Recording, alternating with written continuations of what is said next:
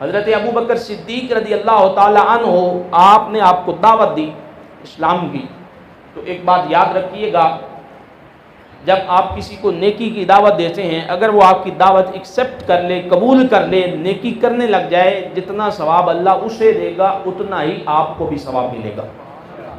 آپ نے کسی کو نمازی بنا دیا، آپ کے کہنے پہ اس نے نمازیں پڑھی، جب تک نماز پڑھے گا اس کو بھی ثواب ملے گا، اس کو ثواب جو مل رہا ہے اس میں سے اللہ آپ کو بھی ثواب عطا فرمائے گا کہ آپ نے اسے دعوت دی تھی، اس کے ثواب میں کمی نہیں ہوگی۔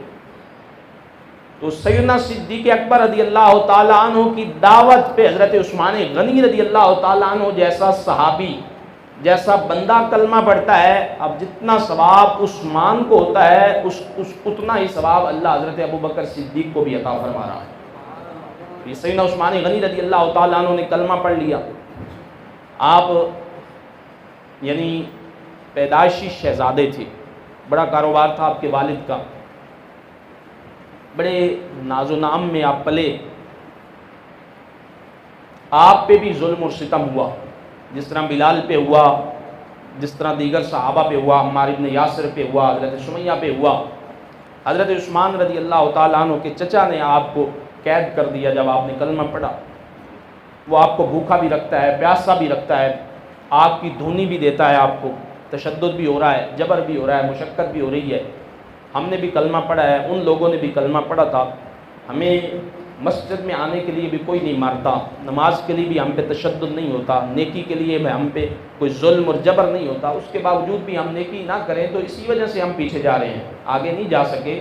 تو وہ ہستیاں جنہوں نے کلمہ پڑھنے کے بعد مشقتیں برداشت کی، جنہوں نے اپنی جان پہ ظلم برداشت کیا، تشدد برداشت کیا، سیدنا عثمان غنی رضی اللہ تعالیٰ عنہ پہ جب آپ کے چچا ظلم کر رہے تھے تو وہ کہنے لگے کہ عثمان تو کس مٹی کا بنا ہوا ہے، حالانکہ تجھے ہم نے کبھی شکتی والا کام نہیں کہا، تو ناز و نام میں پلا ہے، تیرے جسم میں اتنی طاقت نہیں ہے اتنا ظلم برداشت کرے، لیکن کلمہ پڑھنے کے بعد تیرے جسم کو کیا ہو گیا ہے، تو اتنی طاقت لے کے آ گیا، اتنا ظلم برداشت کر رہا ہے، بھوکا بھی رہ رہا ہے، پیاسا بھی رہ رہا ہے، ظلم بھی برداشت کر رہا ہے، تشدد بھی برداشت کر رہا ہے، تجھے ہوتا کچھ نہیں۔ عثمان غنی رضی اللہ تعالیٰ عنہ فرمانے لگے، چچا اب میں نے نبی کا کلمہ پڑھ لیا ہے، چچا اب میں نے حضور کا کلمہ پڑھ لیا ہے، اب گویا میرے جسم کے ٹکڑے ٹکڑے بھی ہو جائیں، ہر ٹکڑے سے محمد محمد کی صدا آئے گی۔ اب عشق کی بات آ گئی، محبت کی بات آ گئی، کچا فرمانے لگے، کچا رنگ للاری والا جڑا چڑھدا لیندا رہندا، عشق تیرے دا رنگ محمد جڑا چڑھیا پھر نہیں لیندا۔ آپ نے فرمایا چچا یہ اب نہیں ہو سکتا کہ میں اپنے موقف سے ہٹ جاؤں گا، کلمہ چھوڑ دوں گا، جتنا ظلم کرنا ہے کر لیں، جتنی مشقت دینی ہے دے لیں، مر تو عثمان سکتا ہے، نبی کی غلامی نہیں چھوڑ سکتا۔ سیدنا عثمان غنی رضی اللہ تعالیٰ عنہ نے 2 ہجرتیں فرمائی، ایک ہجرت حبشہ، جب حضور نے حکم دیا کہ حبشہ کی طرف چلے جائیں، پھر وہاں سے آپ مدینہ شریف میں ہجرت کر گئے۔ سیدنا عثمان غنی رضی اللہ تعالیٰ عنہ کو ذو النورین کہا جاتا ہے، آقا علیہ السلام نے 2 شہزادیاں دی، لوگوں نے باتیں شروع کر دی کہ عثمان مالدار تھا، نعوذ باللہ من ذالک۔ دیکھیں نا، جب لوگ آپ کا مقابلہ نہیں کر سکتے تو پھر وہ آپ کی کردار کشی کرتے ہیں، آپ پہ بات کرتے ہیں تاکہ لوگ آپ کے خلاف ہو جائیں۔ مقابلہ تو ہو نہیں سکتا، محنت تو کر نہیں سکتے، برابری میں آ نہیں سکتے، تو پھر کردار کشی کرتے ہیں، باتیں کرتے ہیں۔ حضور پہ بھی باتیں ہوئی، حضور کے صحابہ پہ ہوئی، آقا علیہ السلام پہ بات ہو گئی کہ انہوں نے نعوذ باللہ من ذالک عثمان کو رشتے اس لیے دیے ہیں کہ عثمان مالدار بڑا تھا۔ آقا علیہ السلام کو بات کی جب خبر ہوئی تو حضور نے ارشاد فرمایا، یہ تو میری صرف 2 بیٹیاں تھیں، اگر میری 40 بیٹیاں بھی ہوتی، وہ فوت ہوتی جاتی، میں ایک ایک کر کے عثمان کے نکاح میں دیتا جاتا۔ عثمان غنی رضی اللہ تعالیٰ عنہ کو حضور کیوں بیٹیاں دے رہے تھے؟ عثمان با حیا بڑے تھے، خوبیوں کا مرکہ تھے، لیکن 2 خوبیاں آپ میں بڑی کوٹ کوٹ کے اللہ نے رکھی، ایک آپ با حیا بڑے تھے، دوسرے آپ سخی بڑے تھے، سخاوت بڑی فرمایا کرتے تھے، با حیا بڑے تھے۔ اب مدینہ شریف میں جو زندگی تھی سیدنا عثمان غنی رضی اللہ تعالیٰ عنہ، آپ وہاں گئے، آپ نے یہ باتیں ساری سنی ہوئی ہیں کہ آپ نے وہاں جا کر مسجد نبی شریف کی جگہ توسیع کے لیے باری آئی، جو جنت البقیع کا قبرستان ہے آج بھی، جہاں جسے جنت کا ٹکڑا کہا جاتا ہے، جو وہاں دفن ہے وہ جنت میں دفن ہے، یہ زمین بھی عثمان غنی نے خرید کر دی ہے۔ کریم آقا علیہ السلام نے مسجد بنائی تو صحابہ جو دور دراز سے آتے تھے، پارکنگ کے لیے جگہ نہیں تھی، گھوڑے باندھنے کے لیے، اونٹ باندھنے کے لیے جگہ نہیں تھی۔ حضور نے فرمایا کہ کوئی پارکنگ کے لیے جگہ خرید کے دے دینا، جہاں پہ ہم سواریاں باندھیں اور پھر مسجد میں آ کے بیٹھیں۔ یہ بڑی بات ہو جائے گی۔ حضرت سیدنا عثمان غنی رضی اللہ تعالیٰ عنہ چپکے سے اٹھ گئے، پیچھے سے ہٹ کے چلے گئے اور خرید کر حضور کی بارگاہ میں لے آئے جگہ۔ یا رسول اللہ یہ جگہ آج کے بعد ہماری ہو گئی۔ حضور فرمانے لگے عثمان تو نے جگہ دیکھی نہیں ہے، سودا کر کے آ گئے۔ عثمان غنی رضی اللہ تعالیٰ عنہ فرمانے لگے حضور جو خریدار ہوتا ہے وہ جگہ دیکھتا ہے، ہم تو عاشق ہیں حضور، جو آپ نے کہہ دیا وہ ہم کر دیتے ہیں، جو آپ نے کہہ دیا وہ ہم نے کر دیا حضور، میں عاشق ہوں، آپ کا چہرہ ہی ہمارے لیے بڑی بات ہے حضور، آپ نے کہہ دیا یہ سعادت ہے۔ وہ جگہ بھی عثمان غنی رضی اللہ تعالیٰ عنہ نے خرید کے دی ہے۔ پانی کی باری آئی تو کنواں بھی یہودی سے عثمان غنی رضی اللہ تعالیٰ عنہ نے خرید کے دیا ہے۔ آقا علیہ السلام نے جب جنت بیچی ہے عثمان نے خریدی ہے۔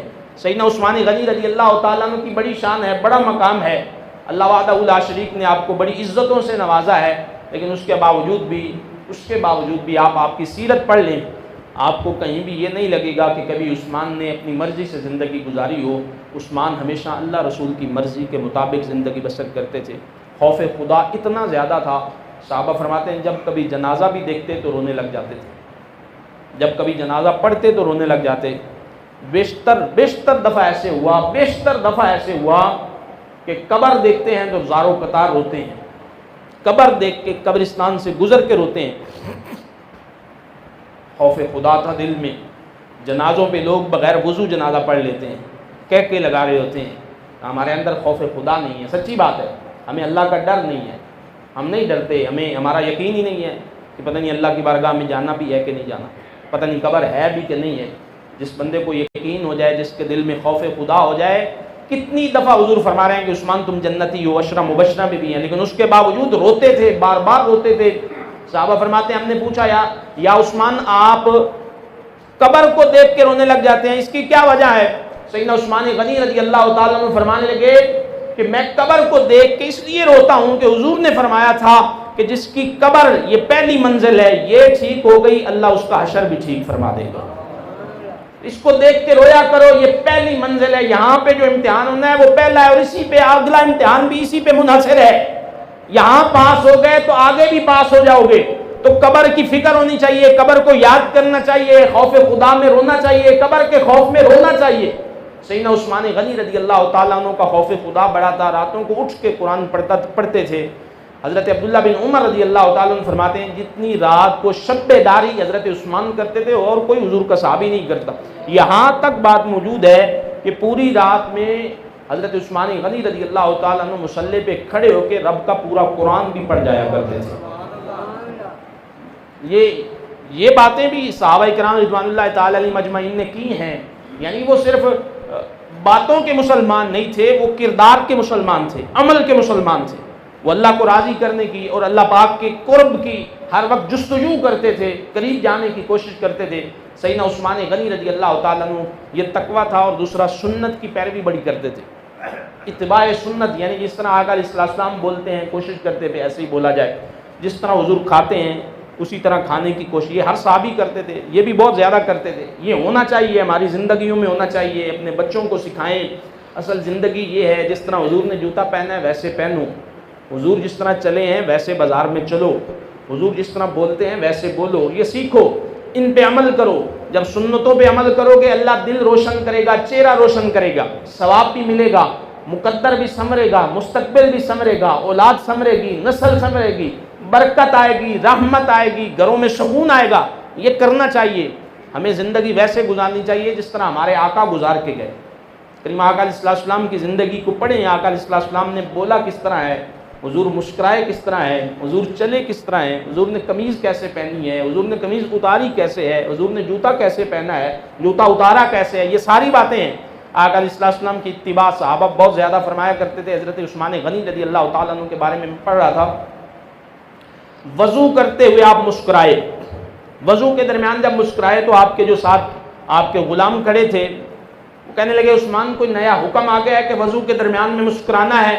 سیدنا عثمان غنی رضی اللہ تعالیٰ عنہ فرمانے لگے نہیں، حکم نہیں آیا، ایک دن میں حضور کے ساتھ تھا، حضور یہاں بیٹھ کے وضو فرما رہے تھے، حضور مسکرا رہے تھے، تو اب آپ کیوں مسکرا رہے ہیں؟ تب تو حضور مسکرائے، کوئی وحی آئی ہوگی، اللہ کی بارگاہ سے کوئی بات آئی ہوگی، حضور مسکرا رہے تھے، یہ تو حضور کا عمل ہے۔ عثمان فرمانے لگے یہی تو اللہ نے ہمیں بتایا ہے، جیسے میرا یار کرتا ہے تم بھی ویسے کیا کرو، میں بھی آج مسکرا رہا ہوں، کیوں؟ یہاں بیٹھ کے میرے نبی مسکرائے تھے، میں اپنے نبی کی سنت کو زندہ کر رہا ہوں، یہ حضور کی سنت کو زندہ کیا جا رہا ہے۔ صحابہ فرماتے ہیں، ایک صحابی کے بارے میں ہے کہ وہ سواری پہ جا رہے تھے، سواری پہ جاتے ہوئے ایک جگہ سے اپنی گردن جھکا لیتے ہیں۔ دوسرے نے کہا گردن کیوں جھکائی ہے؟ اوپر سے کوئی چیز ایسی مشقت والی نہیں ہے کہ گردن جھکائی جائے، آپ نے گردن کیوں جھکائی ہے؟ کوئی چیز آگے نہیں تھی، گردن کیوں جھکائی ہے؟ کہا ایک دفعہ حضور کے ساتھ یہاں سے گزرا تھا، آقا علیہ السلام نے گردن جھکائی تھی، یہاں ایک درخت تھا، اس کی ٹہنی نیچے تھی، حضور نے گردن جھکائی، انہوں نے کہا تب تو درخت تھا، ٹہنی تھی، حضور نے اس لیے گردن جھکائی کہ ٹہنی سے بچ جائے، نیچے گردن کر کے گزرے، آج آپ کیوں یہ کر رہے ہیں؟ کہ میں ٹہنی نہیں دیکھ رہا، میں یار کی سنت کو دیکھ رہا ہوں، یار کی ادا کو دیکھ رہا ہوں، ٹہنی نہیں ہے تو کیا ہوا؟ حضور یہاں سے گزرے، گردن جھکائی، ہم نے بھی اپنی گردن کو جھکا لیا۔ تو اتنا حضور کے صحابہ اور حضرت سیدنا عثمان غنی رضی اللہ تعالیٰ عنہ حضور کی سنتوں کا خیال کیا کرتے تھے۔ صلح حدیبیہ کا وقت آیا، لقد رضی اللہ عن المؤمنین اذ یبایعونک تحت الشجرہ، سورہ فتح میں اللہ پاک نے فرمایا محبوب تحقیق اللہ راضی ہو گیا ان آپ کے غلاموں سے جنہوں نے تحت الشجرہ، درخت کے نیچے بیٹھ کے آپ کے ہاتھ پہ بیعت کی۔ حضرت عثمان کو اس بات پہ بڑا فخر ہوتا تھا، اکثر آپ فرماتے تھے آجی میں کہ مجھے وہ دن بڑا یاد آتا ہے اور مجھے اس دن پہ ناز ہے جب حضور نے مجھے سفیر بھی بنا کے بھیجا اور حضور نے میرے لیے اپنے ہاتھ پہ اپنے ہاتھ سے بیعت فرمائی تھی۔ بڑی بات، حضور نے فرمایا یہ الٹا ہاتھ حضور نے اٹھایا، حضور نے فرمایا یہ عثمان کا ہاتھ ہے اور یہ میں نبی کا ہاتھ ہے، حالانکہ تھے حضور کے ہی دونوں۔ حضور فرماتے ہیں یہ عثمان کا ہاتھ ہے اور یہ میرا ہاتھ ہے، یہ عثمان میرے ہاتھ میں اپنا ہاتھ دے رہا ہے۔ عثمان کی بیعت حضور نے اپنے ہاتھ، گویا عثمان کے ہاتھ کو حضور نے اپنا ہاتھ کہا، اپنا ہاتھ کا، اس ہاتھ کو کہ جسے اللہ فرماتا ہے محبوب یہ تیرا نہیں یہ میرا ہاتھ ہے۔ ان الذین یبایعونک انما یبایعون اللہ، اے محبوب جن لوگوں نے آپ کے ہاتھ میں ہاتھ دیا ہے انہوں نے آپ کے ہاتھ میں ہاتھ نہیں دیا، انہوں نے میں خدا کے ہاتھ میں ہاتھ دیا ہے۔ اللہ حضور کے ہاتھ کو اپنا ہاتھ کہہ رہا ہے۔ عثمان فرماتے ہیں میرے لیے بڑے اعزاز کی بات ہے جس ہاتھ کو رب فرماتا ہے محبوب یہ تیرا نہیں میرا ہاتھ ہے، اس ہاتھ کو حضور فرماتے ہیں یہ میرا نہیں یہ میرے عثمان کا ہاتھ ہے۔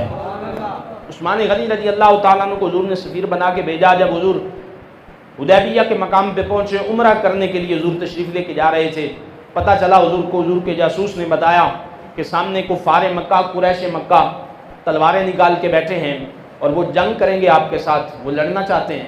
تو حضور نے وہیں پہ پڑاؤ ڈال دیا حدیبیہ کے مقام پہ۔ حضور نے حضرت عثمان غنی رضی اللہ تعالیٰ عنہ کو فرمایا کہ آپ جا کے انہیں سمجھائیں ہم لڑنے نہیں آ رہے، ہم عمرہ کرنے کے لیے آ رہے۔ حضرت عثمان غنی رضی اللہ تعالیٰ عنہ تشریف لے گئے، بات کی، جا کے سمجھایا۔ انہوں نے آگے حضرت عثمان سے کہا عثمان ہم تیرے نبی کو نہیں آنے دیں گے، ہاں تیرے لیے اجازت ہے، تیرے سامنے یہ کعبہ ہے، زمزم ہے، حجر اسود ہے، بوسے لے، زمزم پی، کعبہ شریف کا طواف کر، جو کرنا ہے کر لے۔ حضرت عثمان فرمانے لگے تم یہ سمجھ رہے ہو کہ میں اپنے نبی کے بغیر ہی طواف کر لوں گا؟ میں اپنے نبی کے بغیر ہی حجر اسود کو چوم لوں گا، حضور کے بغیر زمزم پی لوں گا؟ فرمایا ایسے طواف ہم نہیں کرتے، ہم تو وہ طواف کرتے ہیں آگے آمینہ کے لال ہوتے ہیں، پیچھے ہم سارے غلام ہوتے ہیں۔